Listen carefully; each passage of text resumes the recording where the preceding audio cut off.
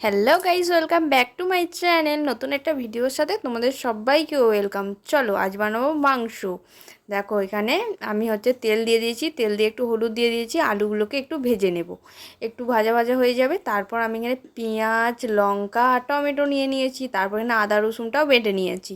তারপর আমি আলুগুলো ভাজা ভাজা হয়ে গেছে তুলে নিয়েছি। আমি এখানে নিয়ে নিয়েছি এলাচ, দারচিনি, লবঙ্গ। তারপর তেল দিয়ে দিয়েছি, তেল দেওয়ার পর এখানে আমি তেজপাতাগুলোকেও দিয়ে দিয়েছি, তারপর লঙ্কাগুলো দিয়ে দিয়েছি। আমি এলাচ, লবঙ্গ আর দারচিনিটাকেও দিয়ে দিয়েছি। তারপর একটু লঙ্কাটা ভাজা ভাজা হয়ে যাওয়ার পর পেঁয়াজটাকে দিয়ে দিয়েছি। পেঁয়াজটা একটু ভাজা ভাজা হোক, আমি মাংসটাকে পলিথিন থেকে ঢেলে নিই। তারপর আমি পেঁয়াজটা ভাজা ভাজা হয়ে গেছে, টমেটো দিয়ে দিই। তারপর আমি রসুনটাকেও দিয়ে দিয়েছি। তারপর আমি মাংসটা আমার ধুয়ে রেডি করে রেখেছি। তারপর রসুনটাকে একটু ভালোভাবে ভেজে নেবো, নাহলে গন্ধটা থেকে যাবে। মাংসটা আমি দিয়ে দিয়েছি, মাংসটা দিয়ে ভেজে নেব, তাহলে টেস্টটা ভালো হয়। এখানে আমি মাংস সব দিয়ে দিয়েছি, ভালোভাবে ভেজে নেব। নেওয়ার পর আমি এখানে হলুদ দিয়ে দিচ্ছি। তারপর আমি এখানে দিয়ে দিচ্ছি লঙ্কা গুঁড়ো, পরিমাণ মতো লঙ্কা গুঁড়ো দিয়ে দেবে। এখানে আজ রান্না করছি, আমার মা রান্না করছে, তোমাদের সাথে সেটা আজ শেয়ার করছি। মাংসটা খুব সুন্দর করে আমার মা, সেটাই তোমাদের সাথে শেয়ার করছি। একদিন আমিও করব, সেদিন তোমাদের সাথেও শেয়ার করবো। আজ মা করছে, সেটাই তোমাদের সাথে শেয়ার করছি, তোমরা দেখে নাও।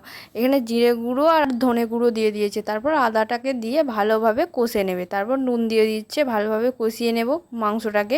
মাংসটা মা করে শিখিয়ে দিয়েছে, পরের দিন আমি করে তোমাদের সাথে শেয়ার করব।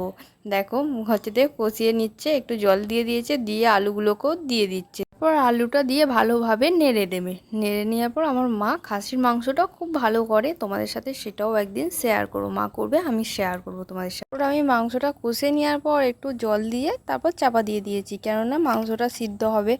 তারপর আমি এত ঝোল রাখবো না, তার জন্যে ঝোলটা একটু মেরে দেব। আমি যেহেতু রুটির সাথে খাবো, দেখো ঝোলটা মেরে দিয়ে আমার মাংস রেডি হয়ে গেছে। এরপর আমি রুটিটা রেডি করে নেব। আমার ভিডিওগুলো তোমাদের কেমন লাগছে কমেন্টে সবাই জানাও। দেখো আমার রুটি আর মাংস রেডি করে নিয়েছি, স্যালাড নিয়ে নিয়েছি। এবার আমি খাবো। তোমরা চ্যানেলটা সাবস্ক্রাইব, লাইক, কমেন্ট করতে থাকো।